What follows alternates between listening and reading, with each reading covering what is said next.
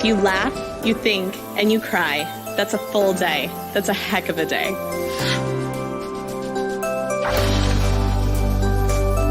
We'll have to tell you which songs are inspired by your wine, like which songs were written while indulging. I don't think I'll ever forget, David, you saying, be your best champion.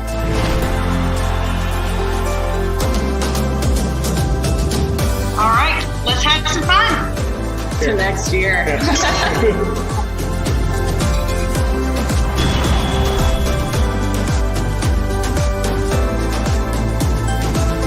Take a short rib. We're gonna just coat it in the Yemenite spice. I'm like, it's sage steel. Sage steel's coming, and he's like, if it's sage steel, just write it for free. I'm like, Join us as we savor world-class wine, experience culinary adventures, and discover inspiring stories from our dedicated community of vintners, chefs, artisans, and beyond as we go behind the V.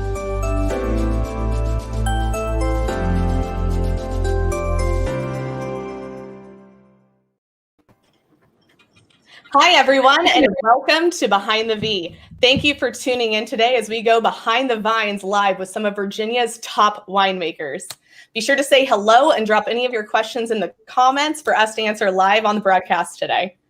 Joining me today are Michael Schaps from Michael Schaps Wineworks. Welcome, Michael. Hello. Hello. Emily Hodson from Veritas Vineyard and Winery. Hi, everybody. And Luca Pacina. Did I butcher that, Luca? I am so sorry. From Barbersville Vineyards. Nice to see all of you. Thank you for having me. This is truly an all-star team. I'm so excited to have all of you on here. First and foremost, congratulations to all of you for being a part of the governor's case this year. Congratulations for each of you on your respective winnings. And a special congratulations to you, Luca, on winning the coveted Governor's Cup this year. All right. So tell me, I know all of you are coming in from different areas. So Emily, where are you joining us from today? I am actually here at Veritas and on a beautiful, beautiful day. So days like this, it's a nice sort of cooler day. Reminds us that we're not totally free of frosts, but it's enjoyable. Awesome. And then Luca, where are you joining us from? I am sitting down here leisurely, right close to the vineyards, and I'm sipping some wine and ready for meeting all of the people and have a great conversation. I am in Barbersville. Barbersville is right in the central part of Virginia.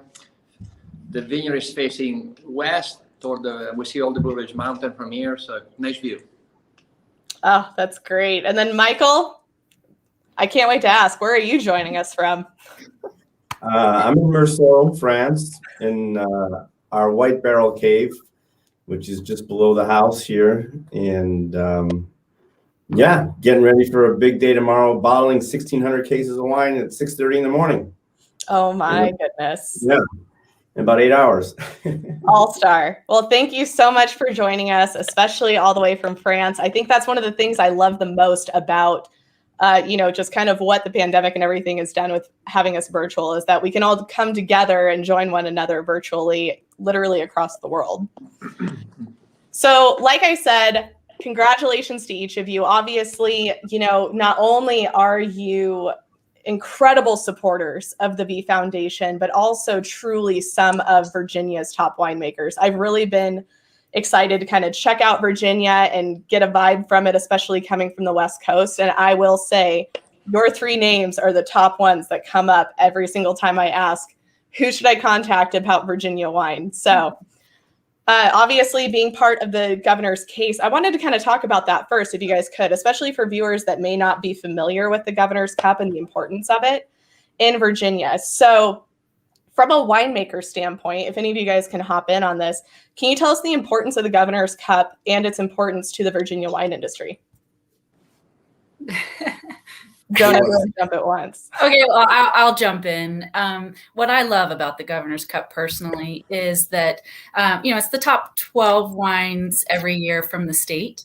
And we're a pretty close-knit group of winemakers. We've kind of grown in this together.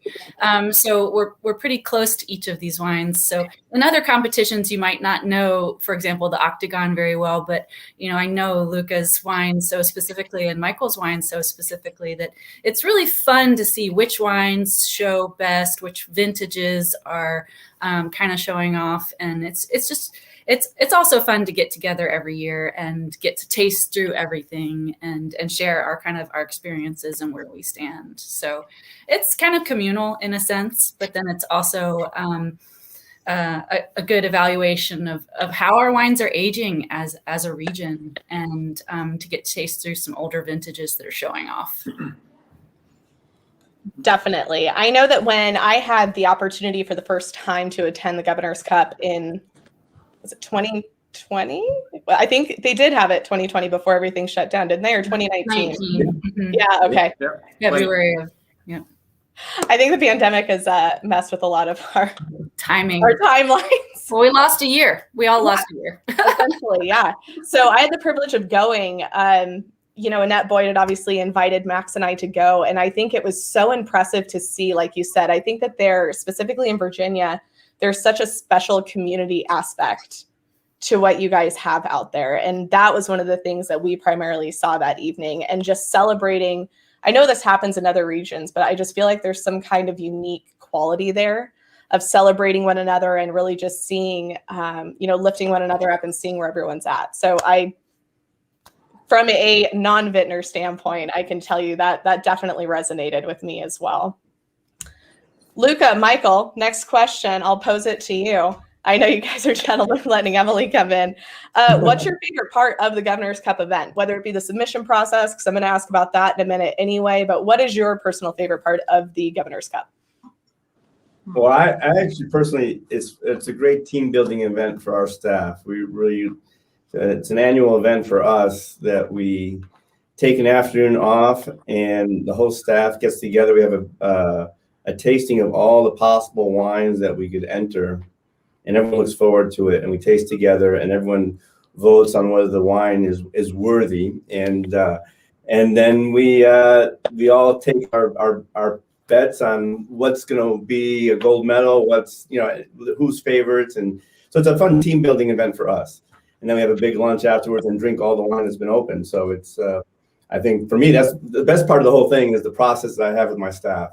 And it's really they're the ones that put all the effort into it all year long. They do all the hard work, and so it's rewarding for them. And I try to bring them in. And then when we have the event in person, we bring the whole staff with us. So it's more of a fun team building tribute to our staff.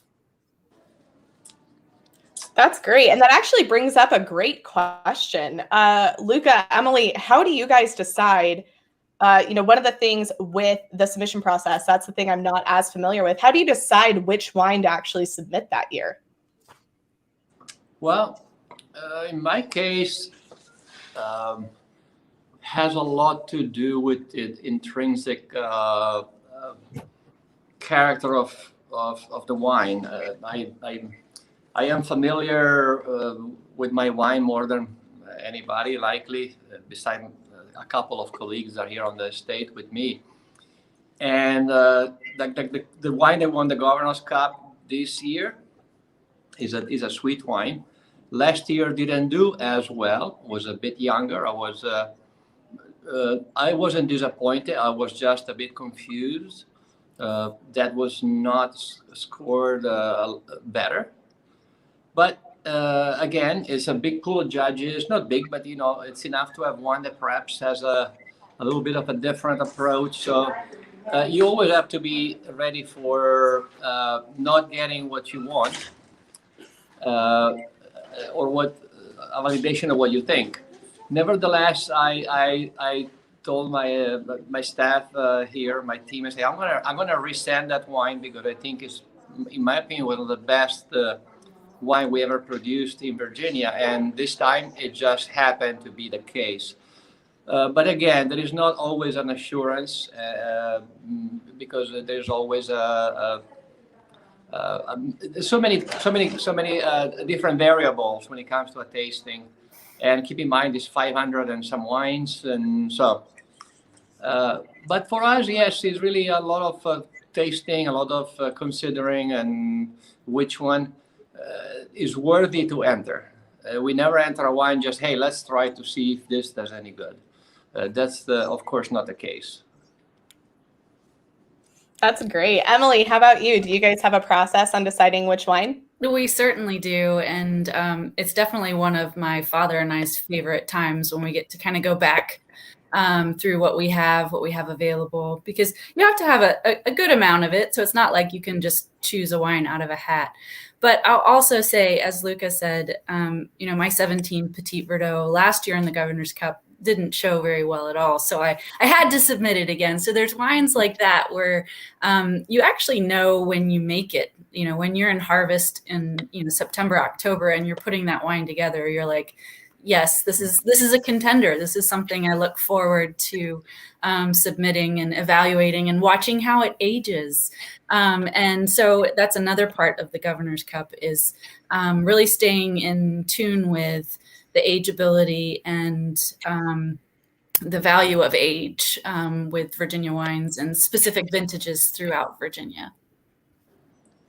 That's wonderful. Well, once again, for those that are just joining, I am here with Virginia's top winemakers, Michael Schaps, Luca Pacina, and Emily Hodson. And please feel free to drop your questions in the comments.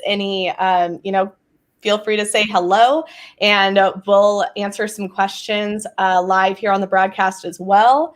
I do want to make sure to highlight Kent had wrote in here for you, Luca. He really enjoyed the Rosa from Barbersville, among others. So thank you, Kent.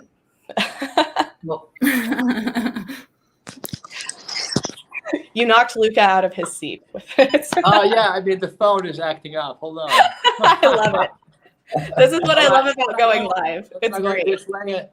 And then I'm going to go back in shape. There we go. Here we are again. There we are. I'm glad it's Luca and not me. Technology, I know. It's so much fun. Sorry. So Ken said he really enjoyed the Rosa from Barbersville, among others. The rosé, yeah. Do you want me to say something about the rosé, or? Sure. I haven't had a chance to actually try it yet. You're welcome to talk about it. I can tell you an interesting story about rosé here at Barbersville. We used to make a dry rosé between 1982 and 1989. As a dry rosé, I found some bottles, tasted it, was not good anymore, but it was definitely a dry rosé. It was a total disaster because in those days, a dry rosé was not existing in America just about. So we ended the production and we restarted in 2005, and this rosé is just a very unique blend, Petit Syrah and Nebbiolo, a French grape, an Italian grape. It just works. And overall, for many years, I didn't designated a vineyard to make the rosé. I was collecting from different parcels what was perhaps something that I thought was not honestly maybe as much of interest to go in a red. We were making a rosé. Here I did the opposite. I designate a vineyard of Petit Syrah and a few rows of Nebbiolo, and there is a big difference. So there's a big jump up in the character of the wine. That's all. Kent definitely knows what he's talking about because he came in and said, I thought it was the Nebbiolo. So paying attention. Thank you, Kent. So before I move on to the next, Michael, obviously, I know we're going to kind of turn to you first. We do have some questions coming in, and I feel like this is going to be the question of the hour. And so we might as well go ahead and highlight it now. So this one comes in from Matthew Fitzsimmons, and he says, Virginia has a reputation as a young wine region. What do you think it will take for us to elevate our reputation to a more established wine region like Washington State or California? Time. It's true, time. Which one of the key things I find very interesting is that some of the first, isn't this true? Some of the first vineyards actually came in through Virginia. So even though it's a young wine region, it's actually been more established, I think, in certain ways. But one of the key things from interviews that I've actually had with several different winemakers is, I think that there is definitely I've been using the term pioneering spirit in Virginia that I haven't necessarily seen in other wine regions, and trying out new grapes and figuring out kind of what is established there. And I think one of the key things with Virginia too is they have specific grapes that grow very well there that stand up to easily to other wines from other regions in America. Do you guys, Emily, obviously I know Petit Verdot is your thing. If you guys have any like comments on that, because I do know that is something that our viewers love to hear, especially from the winemakers. Yeah, so I mean, I know I answered sort of curtly time, but you know, we are, compared to a lot of regions, we are relatively new, and we're introducing new grape varietals that it's just going to take a little bit of time for people to become comfortable with saying the name, like Petit Verdot and Viognier, and Tannat, and so many other different grape varietals that we're growing beautifully. But it also takes just a little bit of education piece of just introducing people to the grapes, helping them understand it, fall in love with it, feel comfortable ordering it, and knowing what they're looking for. Because, you know, as a winemaker myself, you know, I've been looking at different varietals, and it is hard. It's hard to remember how to say the name. It's hard to imprint. You know, we do it. Luca and Michael and I are tasting varietals every day. It's part of everyday working life. But for other people, I can understand, you know, we just need a little bit of time to help them and to encourage them to fall in love with sort of our region and the grapes, the specific grapes that are doing so well here. Mm-hmm. I agree, though. Time is the word. Time. It's been Luca, Emily, and I have all been here, and I've been in Virginia for a long time. And you know, the wines are scooped up and consumed within the state. It's an agritourism industry, so they don't get out much. I know Luca has more national distribution, but as time goes on and the word spreads in tourism, the wines are expanding through other regions, and it's just a natural process. And I think it's not a race. I've seen so much in my 26 years in Virginia, so much change already, that it just, again, over the next 10 years, it'll just keep expanding, and the word is spreading at a much faster rate, a much higher rate than my first, 15, 20 years here. It seems like it's accelerating our exposure. I would agree. That was one of the things, and Michael, I think Max and I, even when we came out and visited with you, I think that's one of the first things that we both noticed and said is that Virginia is definitely on the verge of something big, and we can see it. And so it's fantastic to obviously kind of look into that and be a part of that, and obviously go kind of behind the scenes with you guys as we talk about it. Great transition. Again, for any of you joining, we do have a bunch of comments and questions coming in. We will get to those as soon as they come in, and we can. Emily is writing in saying, big fan of all three of you. Thank you so much for speaking today. So you guys definitely have some fans out there. And Michael, obviously, we're going to kind of start with you first. You know, we're talking about Virginia wine. We're talking about Virginia varietals. I know that you had a varietal you wanted to talk about today. I would love, if you can take a moment to share the varietal that you had brought, kind of tell us a little bit more about it, why viewers should really be looking into this wine, et cetera. And maybe tell us a little bit of a history about your winemaking and Michael Schaap's Wineworks within Virginia. Well, I started here in France making wine and studying winemaking before I ended up in Virginia. And as I mentioned, 26 years in Virginia. And so I've seen a lot. When I got to Virginia, there was 43 wineries. Now there's over 300. So it's been great to see the development. And that was one of the reasons I ended up in Virginia, is because I thought it had a lot of potential and I could get in at the early stages and be a part of something that was growing, that would be, really, I could be a part of that, help grow and make a difference. And so yeah, that's where I started in Burgundy, went to Virginia and came back to Burgundy to start the winery here in France. And I never come back to Virginia without bringing a bottle of Petit Manseng. I thought that was going to be it. I have fans here in Burgundy that love this bottle of wine, and they always ask me to bring them a bottle.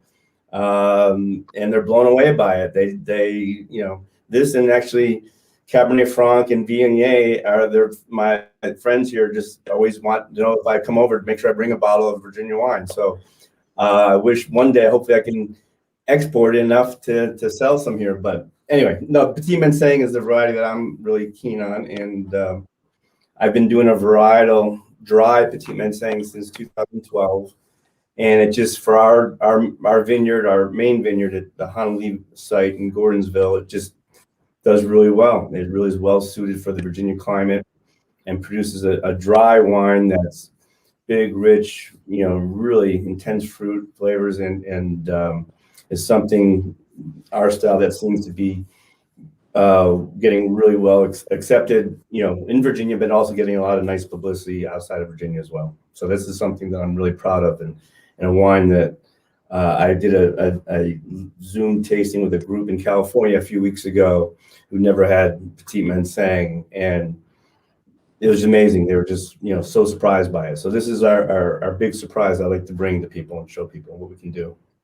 I love that. And, forgive me, I do laugh because I feel like the Petit Manseng for you is Emily's Petit Verdot. So I love getting to know each of you guys and the wine that you just absolutely love. For the Petit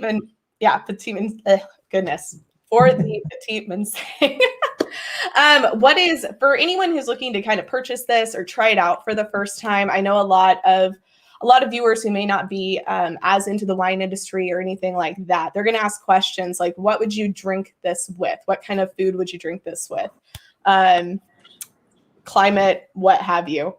Do you have any recommendations on that for viewers? Yeah, it's a very rich, heavy white wine. So it can go from anything with cream sauces to what I like, even some spicy, Thai food, even, any, actually, I just had a nice curry the other night here. My daughter made for me here, and it was just, that's the perfect little spice, a little richness to it. But anything from shellfish, lobster, cream sauce, anything like that, very heavy, rich dishes. It's got great acidity. This wine, that's one of the, even though it's a dry wine, it has beautiful acidity, natural acidity, and so it really is a food-friendly wine, more than I would not recommend this without food. I mean, it really needs to be paired up with a big, rich dish. So, I mean, it's similar. A lot of people compare it to some Chenin Blanc, some big, rich Chardonnays. So it's somewhere in that. If you're not familiar with Petit Manseng, it's somewhere in between those styles of wine. That's great. Thank you so much, Michael.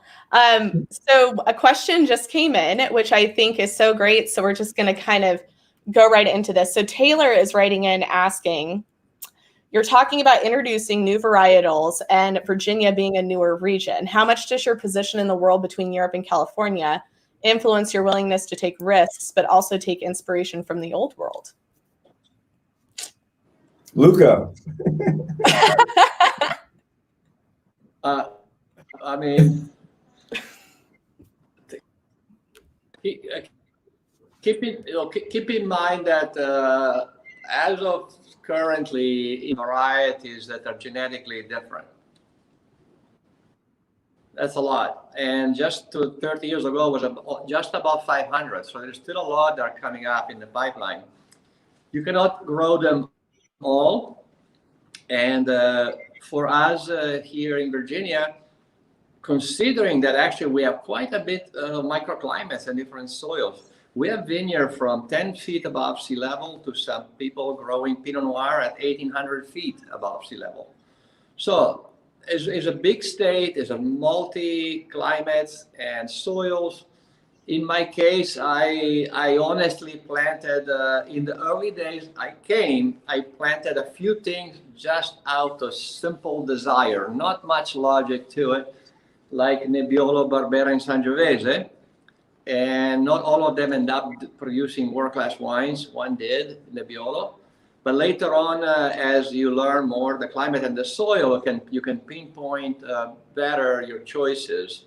So in the late 2000, I planted Vermentino, Fiano, Falanghina with a lot more calculated decision from observation of 20 years of grape growing. So we still see today in Virginia some new varieties that some actually have a lot of logic. Some are just this gush of desire just to do it because you have some great memories from a wine, I don't know, from Romania or from France or from Spain. So that's the excitement in Virginia. And all these things are happening, done by winemakers from West Coast, East Coast, South Africa, France, Italy.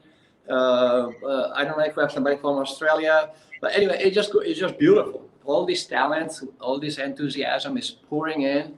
So it's a very good time, and still a lot of things. I say probably one word for Virginia is extremely dynamic wine region. That's fantastic. Thank you, Luca. Now, Emily, we're going to go ahead and pivot over to you. So once again, for everyone that's joining us here, I am here live on Behind the V with Virginia's top winemakers. So we have Michael Schaps, Luca Pashina, and Emily Hodson. Emily, we have a huge fan of yours from Veritas, or for Veritas. She says, I agree with Emily above. This is Katie. Big fan of all three of you as well. Recently stayed at the farmhouse at Veritas for the weekend in April and thoroughly enjoyed the fantastic wine and delicious food. That's wonderful. The farmhouse is so much fun. And AJ, I muted myself earlier just because there's a piece of equipment outside. Is that distracting while I'm talking? Are you okay? Nope, I think we're fine. Okay? I'll certainly let you know. Life on a vineyard. Great. Well, that was a wonderful comment, and thank you for chiming in. I love when people interact, so thank you. Yeah, absolutely. And so, Emily, kind of pivoting to you, I know obviously we're talking about different wine varietals. Would love for you, I'm not sure if you have a bottle with you today to highlight specifically.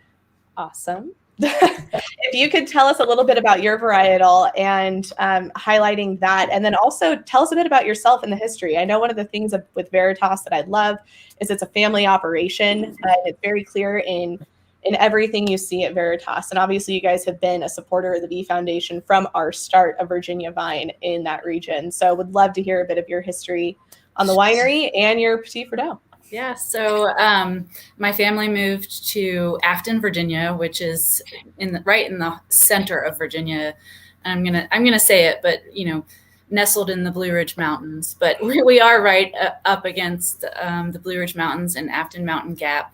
If anybody's kind of driven 64 towards Wintergreen or that area, the gap because it's the only part of 64 where there's actually lights, like on the highway, because there's usually a good fog up there. But we moved here in '99, planted grapes. So our first vintage was 2001. I worked very closely with my mom and my dad, who started the vineyard, and then my uncle Bill is the vineyard manager, and my brother is our CEO. So we are through and through a family winery, and it's been just a wonderful experience. I actually had no intention of growing up to be a winemaker. It was just a twist of fate and a wonderful one at that. I needed kind of I needed some time off from the career path I was in, and my parents had just bought this farm. And, I grew up in Florida and in Atlanta, and I came out here and I started helping with the vineyard and fell in love with agriculture and everything involved. And Luca and Michael know this too. I mean, as winemakers, you think that we're blending and tasting wines constantly, but we're out in the vineyard, we're looking at dirt, we're installing irrigation, we have to understand pressure washers, logistics of tanks, like how many tons can I actually bring in one day? Does it fit in the reefer trucks and the cold storage? So there's a lot of wonderful aspects about this job that I adore, that I would never have known having just kind of been thrown into it. Michael obviously started in France. Luca has a lot of Italian connections. And I've definitely, to my credit or discredit, I'm not sure, have learned everything I know from both of them. Growing up in the Virginia wine industry, they're both my mentors. So I'm very proud to be on today as co-panelists with them.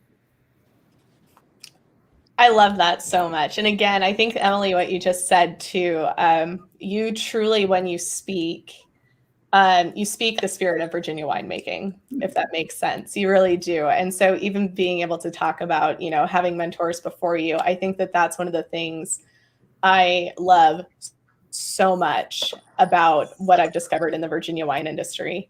Something else that I've loved seeing in Virginia is there are a number of female winemakers. And while we see some of this in other regions, I've seen just a number of them in Virginia, which I love. So what does it mean to you to be a leading winemaker as a female? And what advice would you give to, the next generation out there, specifically of young women who may want to go into that field? I actually wish I had a better answer to this question because I get asked it quite frequently.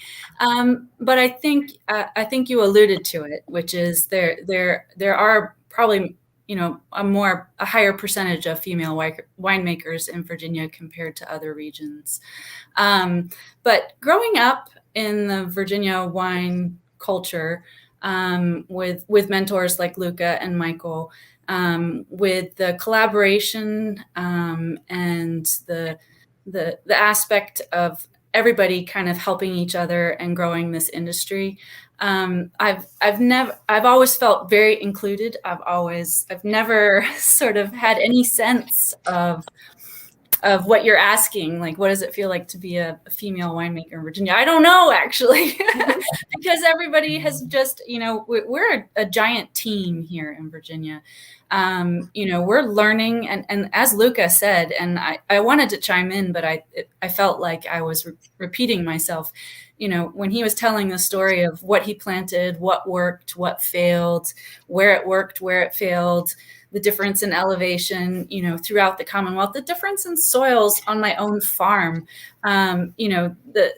just learning and working together and asking questions and testing theories. This industry is the Virginia industry is an exciting and fun place for anybody to work in, male or female. That's awesome. And I think that part of what you're saying too is probably the reason why there are so many up and coming Virginia female winemakers out there. I love the community spirit. I love, the collaboration and teamwork. And so for you, I believe, do you have the Petit Verdot? Am I misspeaking? Do you have? I do. Yes. So the wine I was going to feature today was our 2017 Petit Verdot. I am a huge advocate of Petit Verdot. Part of that is because in my microclimate, I just find some really good balance, some really good ripeness. And so I've always been an advocate of it. I love Petit Verdot. When you grow it, it looks more like a blueberry than a grape. It's a tiny, tiny, petite little red grape with intense color. It's also one of the last grapes to come in my portfolio. So I also love Sauvignon Blanc, which you don't see a lot in Virginia. And that's because it's the first grape I typically harvest. And Petit Verdot has a special place in my heart because it's kind of like the tail end of harvest. Like once the Petit Verdot starts coming in, things kind of simplify a little bit. You can pay attention to a few more details because you have less lots fermenting. You can really kind of plan it out and think about what you're doing. So I really enjoy that aspect of Petit Verdot. But it's kind of like picking your favorite child, right? It's completely impossible and also Virginia lends itself to the fact that, one vintage Merlot will show off. It'll be some of the best wine you've made in your life. And one vintage Cab Franc is just out of this world. And you're kind of looking at the Merlot like, that didn't work out so well. And then the next vintage, for example, in 17, I had a strong Petit Verdot vintage. So there's vintage variation too, which has a little schizophrenia in Virginia as far as which varietals are best for Virginia. I think the importance of what we're planting and what we're doing is that we can. I'm going to use the word pivot. I know everybody's sick of the word pivot with the pandemic, but I'm not talking pandemic pivot. But every year you can kind of highlight what varietal suited the vintage. And so having just a few more Cab Franc, Petit Manseng, Viognier, Petit Verdot, all these different colors on your palette allow you to just show off what's doing best in the vintage that you're working in. That's interesting. I've heard that a lot from different winemakers, actually, too, the differences in the vintage. And how important that is as far as which wine is their favorite that year. For someone looking into, for the first time, they haven't tried Petit Verdot, what would you say, just like I asked Michael, What would you eat with this? What's kind of the flavor profile? What would make somebody love? What are the features that make somebody love Petit Verdot versus? Sure. So Petit Verdot is a rich, full-bodied red, rustic tannins. So that's why some of the older vintages tend to show off a little bit more. It's got a hint of violets, a lot of forest floor, but it's a no-brainer with grilled meats, grilled veggies. I love it with an ossobuco, but I also love it with ribs and like just grilled ribs, not with like a huge barbecue sauce or anything like that, but just basic grilled ribs. And yeah, so any kind of grilled meat, grilled veggies, rich, deep dishes is just wonderful with Petit Verdot. That's awesome. Thank you, Emily. Food wine also, though, kind of like Michael, like this is definitely a food wine. I was immediately going to say grilled meat too. I was immediately thinking steak when I drink Petit Verdot. We do have a couple questions I'm going to turn to. With the way Kent is coming in, with the way that the Blue Ridge Mountains are positioned, have you found that it's that beneficial with weather and sun exposure? Absolutely. And then probably more than anything, elevation and relative elevation. So we get a lot of water drainage and air drainage. So all that cold air and or water just kind of sheds off and down further into the valley. And then what I love is Veritas is kind of on a saddle. The farm is actually called Saddleback Farm. So it kind of is a hill like this. And then the mountain is much further behind it. So I have a lot of different aspects, which I love. So, you know, we have south facing, we have north facing, we have northeast. We can kind of wrap around the mountain, around the sides. So, you know, if you want a little more acid retention in your Viognier, you kind of go in the cooler, shadier spot, and, you know, you wrap around the other side of the mountain. And you have Cab Franc and Petit Verdot, hot and ripening really well in the south facing. So I love that dynamism. I'm not sure if that's a word, of kind of just the elevation changes in our area.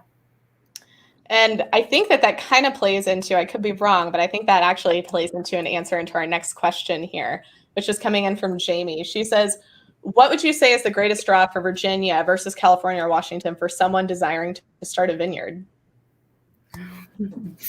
There's yes, you're right. That's part of that answer. The other part of it, and I will say in my first 10 years as a winemaker, I was probably really jealous of those regions, California, Washington, because they have just a little bit more predictability year to year.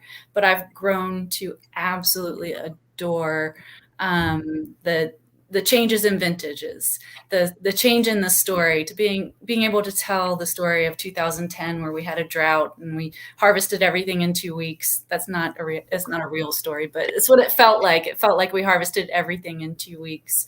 To vintages, you know, that are cooler, like 2009, to vintages like 2020.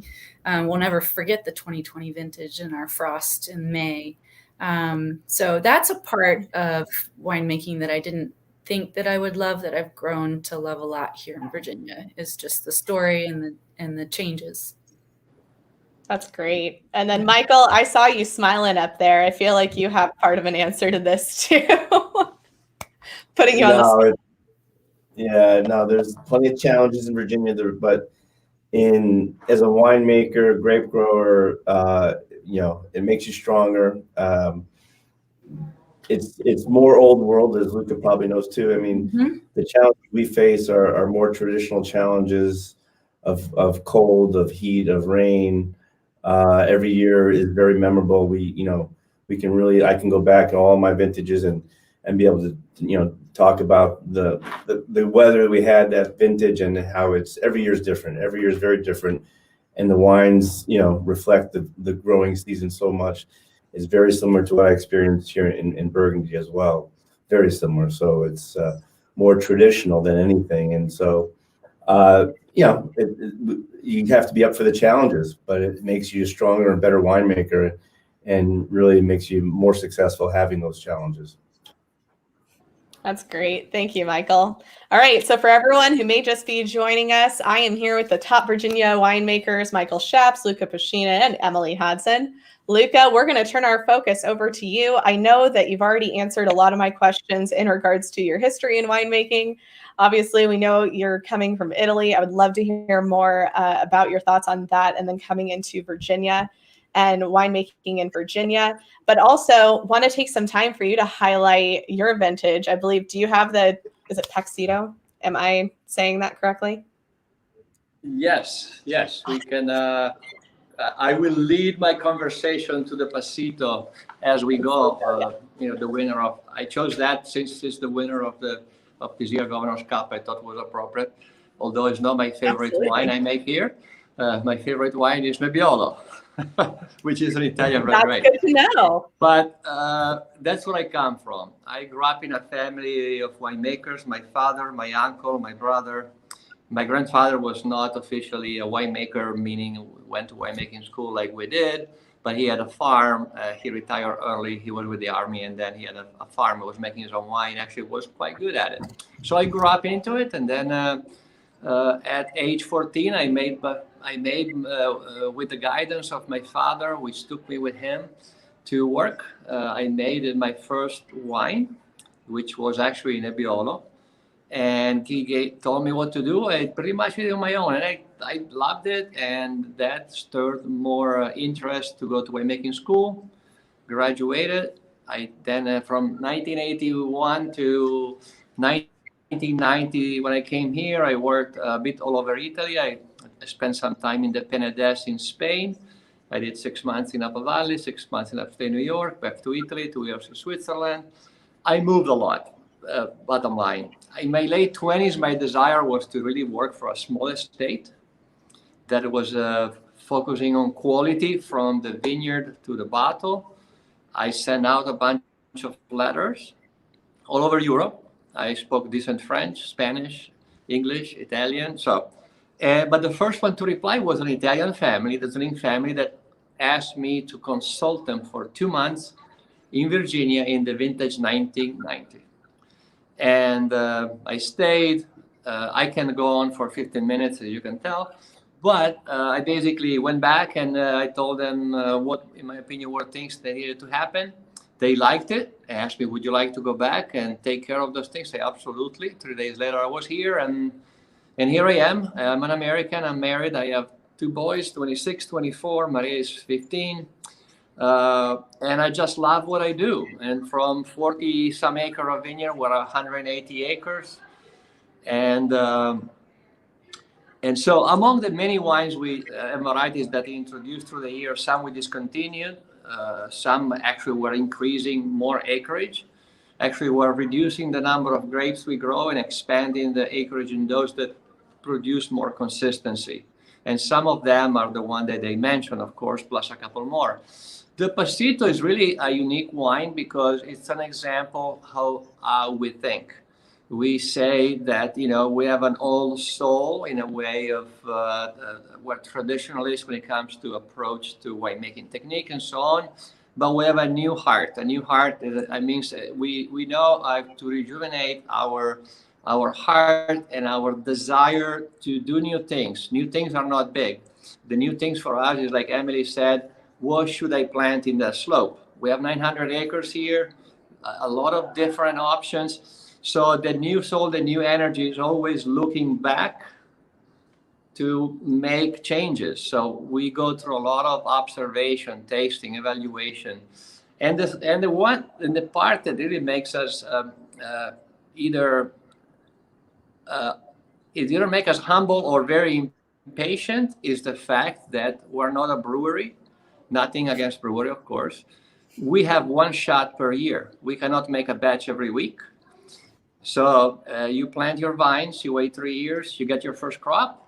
If your vintage is a great vintage and you want to make a great bottle of red wine, you say, oh, okay. In 3 years, we will release the wine and tell people that it's going to be better in another 3 or 4. So it's a 10-year commitment. So Virginia now is coming out of 4 decades, basically, and got into a 5th decade in our case. And so, again, now I can finally introduce the thought of pasito. When I came, I attempted to make a sweet wine by letting grapes in the field to do a classic late harvest, leave them in the vines, the leaves fall down, you hope that they shrivel and they don't rot. And in Virginia, they were rotting a lot of times because toward October, you may have a rain, you may have a cold weather. I simply approached it with the wrong way. And in 2001, I finally switched to a method which is used for millennia in all over Europe. Basically, you pick the grapes, you put them on mats or crates in a barn, in a controlled environment, just cover, and you move air. And in about 60 to 90 days, they dehydrate. They go from 20% of sugar to 40%. Then we press, and the juice is it's a very minuscule yield. It's about 4 times the regular yield. The juice is put in old oak barrels. We don't add anything to the wine. The wine starts fermenting, and then it ends a few months later. And it's really a wine of extreme depth of flavor and taste after taste, richness, tartness. So it's just it's a labor of love in a true way. We blend this wine is made with a blend of Moscato and Vidal, an Italian grape, and actually a Vidal, which is a blend between a French grape and an American grape, which is very tart. The other one is very aromatic, but not tart. And we combine them. It's like making a perfect preserve. You have your fruits, some have aroma, but then you need some lemon to spike up the acidity, to balance the richness. And a lot of time I think at winemaking at the same talent of cooking. You have to grow your things, you have to sort them out, you have to choose them, you have to treat them right. Some you have to cook for longer, some shorter. So there is a lot of human input, and this wine really it has a lot of that in a way of labor. But again, behind it, the soul is an old soul with a new, refreshed heart and energy. So that's what it is. I love that. That's so beautiful. One of the key things, just like I asked, Emily and Michael as well, what would you pair this with? What would you drink the pasito with? Ideally, is a wine that you can drink by itself, like you would drink perhaps a Madeira or a sherry or a port. Although, if you want to pair it, for me, ultimately, the best are very sharp cheeses. You pair by contrast, very high sweetness and high savory, and together they blend very well.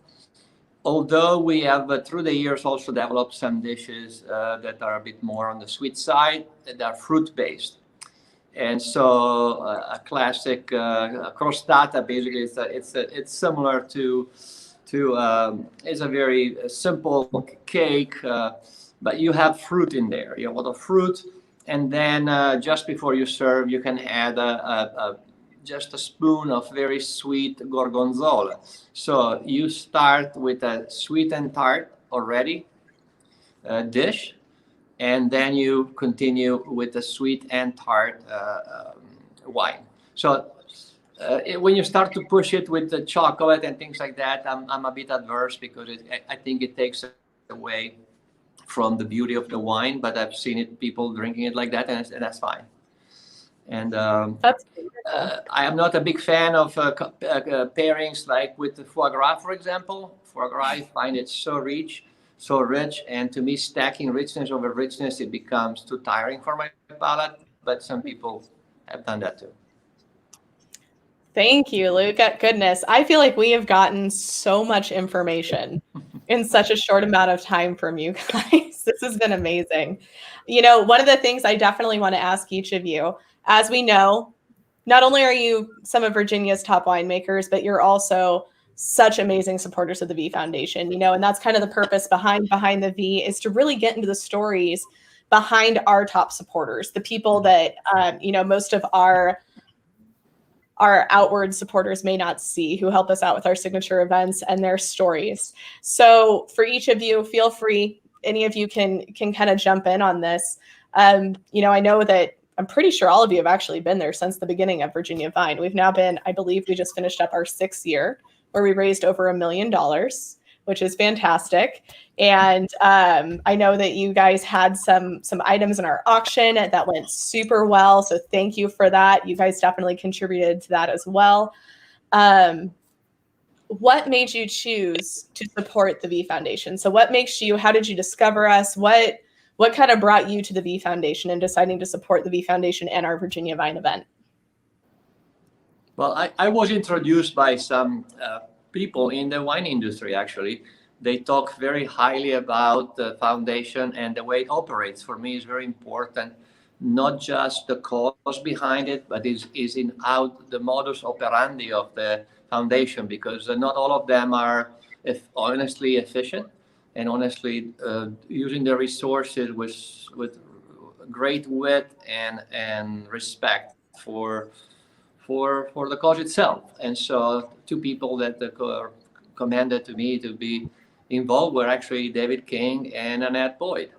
And those are 2 people I trust greatly, and I say absolutely I want to be part of it. And then I learn more, and it's really, and we don't do a lot of this. We don't participate in many things, but when I like to go behind one that I think is right, I pursue it, and I persist to support. Yeah. Well, Yeah. we're very, very grateful, Luca. Thank you. And I will second what Luca is saying. And, you know, it was definitely David King that brought it to me. And he was a powerhouse in our industry. And at the time was, you know, suffering with cancer and has since passed away. So it's been a growing project in Virginia. And he definitely introduced me to it. And then I did my homework, and I realized, as Luca was saying, you know, 100% of what you're raising is going to cancer research. And not only that, but I'm kind of a science geek. You really do have a panel of scientists looking at this work and where the money's going. And I respected that greatly as well. So, you know, it's, and also you have such a strong, wonderful event on the West Coast.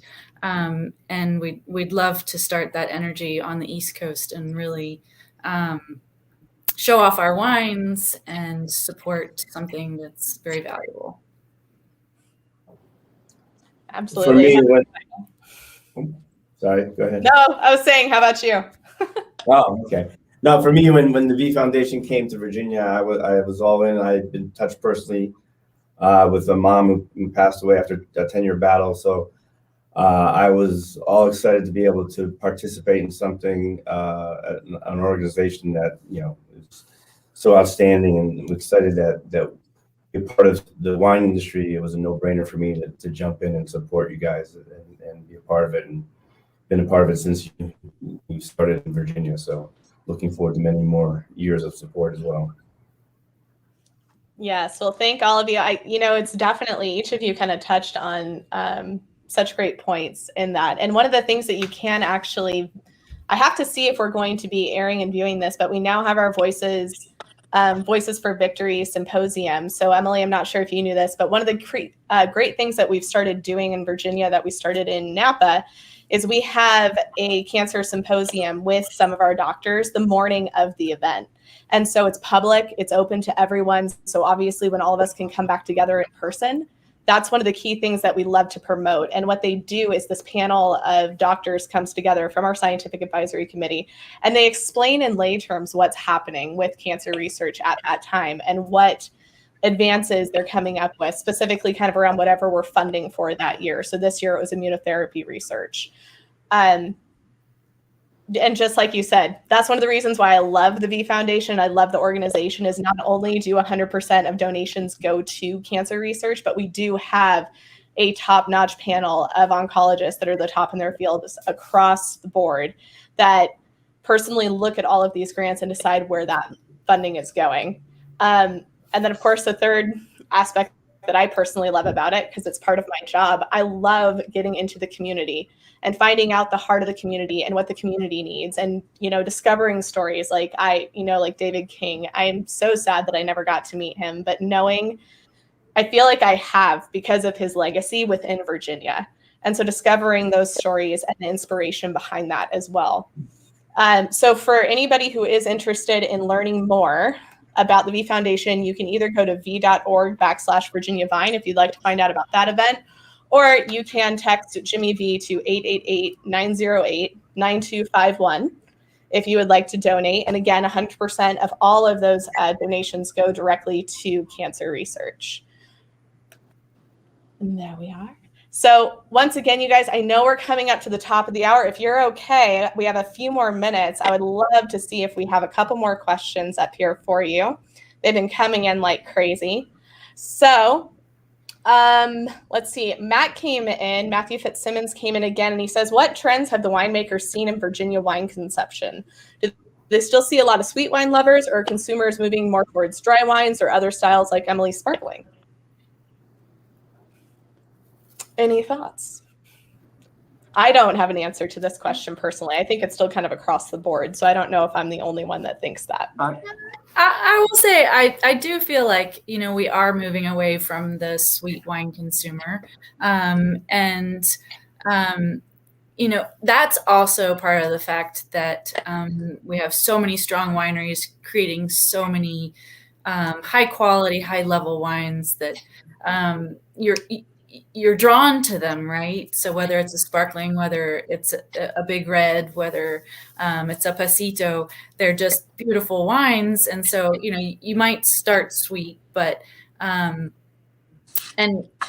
I guess I'm classing sweet wines as not pasito. I'm classing sort of the growth of our industry, which is moving away from that, which is really showing off the quality of the grapes that we can grow here and the breadth of the wines that we can put together.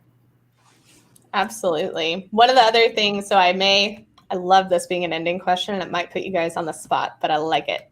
So for someone who's not familiar with your brands, what is one word or a quick description you would use to describe the heart of your winery or organization? Luca, you get to go first. Well, I really like. Yeah, you guys can figure one out. Well, no, what I said earlier, really is the truth in a way. It's we like to express it all solely on heart. It really is who we are. We've been in winemaking myself since age 14. I'm turning 60 in December. And the ownership of the estate goes back to the 1820s.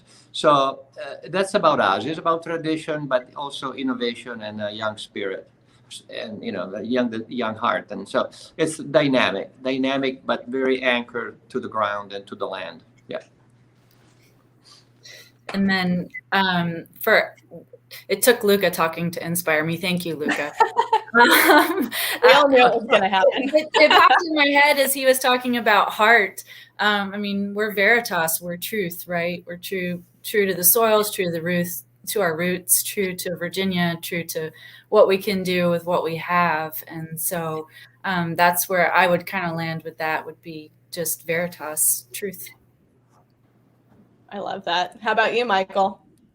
Well, for me, I have my name on the label, and I did that on purpose. And for our motto is it's all about the wine. That's it. We don't. If you ever come to our facility, you'll know it's only about the wine. It's very bare bones, and all the effort goes into producing just the finest quality. If I'm going to put my name on it, and that's really we have no problem getting rid of wine that doesn't meet our quality standards, and we're really trying to raise the bar in Virginia, and that's our objective.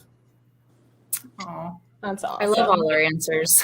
I know, me too. Heart, truth, honesty. Yeah. One more thing that we all three have in common is that we mentioned earlier the type of clients or the type of drinkers in Virginia. They like sweet wines, which there are some world class sweet wines, and there are some world-class dry wine. There are inexpensive, quaffable dry wine and sweet wine. We don't do any of those. We have moved away from what is sometimes described as tourist wine, meaning a wine that is easy to drink and is not very expensive and is approachable by many, is not sophisticated. We are doing the opposite, because that's the only way Virginia can grow to a world-class level, and it is already now a world-class level. So the market is shifting dramatically, and you cannot please everybody. I'd rather please people that really appreciate our passion and desire to excel. We're educating, and in Virginia, I always say we create our own demand. I mean, nobody would know what Viognier is or Petit Manseng or any of the varieties unless we believed in wines and saw the quality and presented it to people. So we're going out there and saying, these are what you need to be drinking, and these are what we make best in Virginia, and people taste them, and it's just been spreading, and we've been creating demand for these varietals, and kind of not listening to, you have to make Cabernet or Chardonnay only or whatever else is saying. We've discovered what works in Virginia, and we're teaching the consumers, all three, everyone here. And that's what Virginia does. Everyone, learns and creates the newest thing, and the consumers see it and have been really supportive. And that works, as Michael was saying, because we fell in love with it ourselves. So there's a passion behind it, and I think that the consumers and our customers can tell, as we teach our staff and as we speak, even today or in any other forum, they can see the passion and the work that we've put behind a lot of these varietals and wines. So it's infectious. Goodness, yes.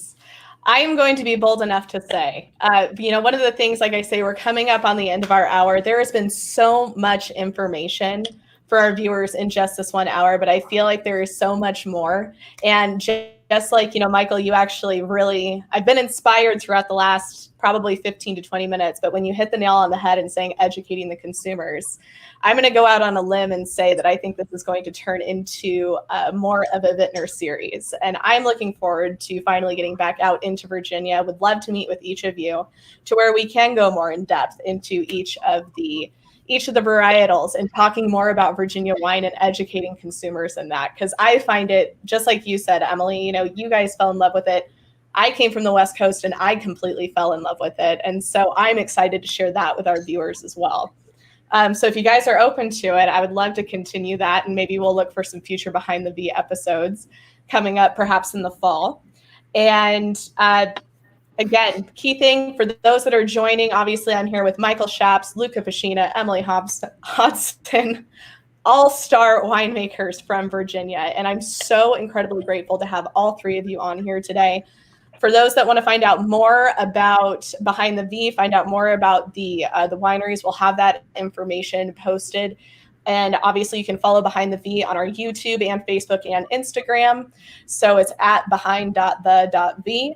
And there'll be future episodes later to come. So you can watch the replays, obviously, there at Behind the V as well. Once again, guys, I'm so incredibly grateful to have you on here. This has been such a magnificent hour. I can't wait to talk with you more. And yeah, I can't wait until Governor's Cup next year. How about you guys? Working on it. Got it already? As long as we all be in person, that'd be great. Yeah. The wines are raging. I can't wait. I can't wait. You. Well, thank you guys. And I end every broadcast by saying, thank you to everyone who's tuned in. We wouldn't be here without you. Make sure to tune in more. You can feel free to keep dropping questions in the comments and we'll get back to them as soon as we can. Again, at the end of each broadcast, I always end it by saying, until next time, don't give up. Don't ever give up. Thanks, guys. Thank you. We'll see you next time. Bye. Bye.